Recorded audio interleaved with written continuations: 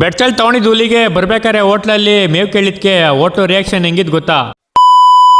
ಮಾದೇಶ್ವರಂ ಬೆಟ್ಟದ ಪಾರ್ಟ್ 2 ವ್ಲಾಗ್ಗೆ ಸ್ವಾಗತ. ಯಾರ್ಯಾರು ಪಾರ್ಟ್ 1 ನೋಡಿಲ್ವೋ ಒನ್ಸ್ ನೋಡ್ಕೊ ಬನ್ನಿ. ಬೆಟ್ಟದಲ್ಲಿ ಬರೋರ್ಗೆಲ್ಲ ಹಣ್ಣು ನೀರೆಲ್ಲ ಹಂಚದ್ಮೇಲೆ ಡೈರೆಕ್ಟ್ ಆಗಿ ಬೆಟ್ಟಕ್ಕೆ ಹೋಗಿ ಮಾದಪ್ಪನ ದರ್ಶನ ಮಾಡ್ಕೊಂಡು ಆಚೆ ಇದ್ದಂತ ಉತ್ಸವ ಮೂರ್ತಿ ರಥಗಳೆಲ್ಲ ಕೈ ಮುಕ್ಕೊಂಡು ಅಲ್ಲಿಂದ ನಾವು ಒಂದು ಹುಲಿ ತಗೋಬರೋಣ ಅಂತ ಹೋದೋ. ಯಾವಾಗ್ಲೂ ಒಂದು ಹುಲಿ ಸಾಕಿದೀನಿ ಅಂತ ಇದಲ್ಲ, ಕರ್ಸೋಣ ನಿನ್ನ ಹುಲಿನ. ಇನ್ನೊಂದ್ಸಲ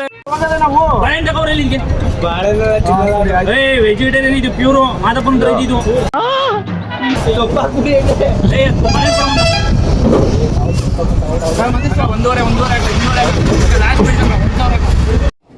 ಬರೀ ಇಂಥದೆಯ ಬರೋ ಜನಗಳ ಕೆಲೆಲ್ಲ ಹುಲಿನ ಮಾತಾಡ್ಸ್ಬಿಟ್ಟೆ ಅಲ್ಲಿಂದ ಬೆಟ್ಟ ಇಳಿಯೋಣ ಅಂತ ಬತ್ತಾಯ್ದು. ಬೆಟ್ಟದಿಂದ ಬರ್ಬೇಕಾದ್ರೆ ಹಾಗೆ ಯಾವ್ದು ಕಟ್ಟಿದಂತ ತಡೆಗೋಡೆಗೆ ಇನ್ನೊಂದು ಗಾಡಿ ಗುದ್ಬಿಟ್ಟಿತ್ತು. ಹಂಗೆ ನೋಡ್ಕೊಂಡು ಮುಂದೆ ಬರ್ತಾ ಇದ್ರೆ ನಮ್ ನಡ್ಕೊಂಡೋಗೋ ಜನಗಳಿಗಿಂತ ಬಸ್ ಕೂತಿರೋ ಜನಗಳಿಗೆ ಸಿಕ್ಕಾಪಟ್ಟೆ ದಾವ ಆಗ್ಬಿಟ್ಟಿರ್ಬೇಕೇನೋ.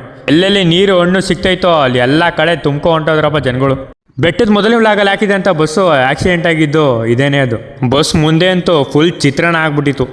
ಆಯ್ತು, ಆಮೇಲೆ ಹಂಗೆ ಬತ್ತಾ ಕತ್ಲಾಯ್ತು, ಹೊಟ್ಟೆ ಸಿತಾಯ್ತು ಅಂತ ಹಂಗೆ ಹೋಟ್ಲ ಕಡೆಗೆ ಹಾಕ್ತೋ ನಮ್ಮ ಹುಲಿಗೂ ಏನಾರ ತಿನ್ಸೋಣ ಅಂತ ಹೋಟ್ಲವ್ರ ಹತ್ರ ಹೋಗಿ ಕೇಳಿದಾಗ ಅವ್ರ ರಿಯಾಕ್ಷನ್ ಹೆಂಗಿತ್ತು ನೋಡಿ.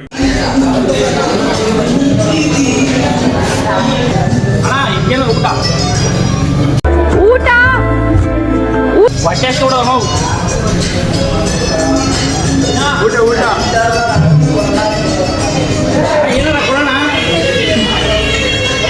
ಹೋಟ್ಲಣ್ಣ ಹುಲಿಗೆ ಅನ್ಬಿಟ್ಟು 2 ವಡೆ ಕೊಟ್ಟರು. ನಮ್ಮ ಹುಲಿ ಬೇರೆ ತಿನ್ಲಿಲ್ಲ, ಅದಕ್ಕೆ ನಾವೇ ಅದನ್ನ ತಿನ್ಕೊಂಡು ವಾಕಿಂಗ್ ಕರ್ಕೊಂಡು ಹೋದಾಗ ಅಲ್ಲಿ ಇದ್ದಿದ್ದ ಜನಗಳು ರಿಯಾಕ್ಷನ್ ನೋಡಿ ಹೆಂಗಿತ್ತು. ಇದು ಒಂಥರ ಬ್ರೀಡ್ ಇದು ಇವನ್ ಗೊತ್ತಾ ಆ ತರ ಇದು ನಾವು ಬೇರೆ ತಳಿ ಮಾಡಿದೀವಿ. ಇದು ಅದು ಬಂದು ಇಂಡಿಯಾದಲ್ಲಿ ಒಂದೇ ಪೀಸ್ ಇರೋದು. ಇದು ಬಂದು ಅಣ್ಣ 400 ಕೋಟಿ.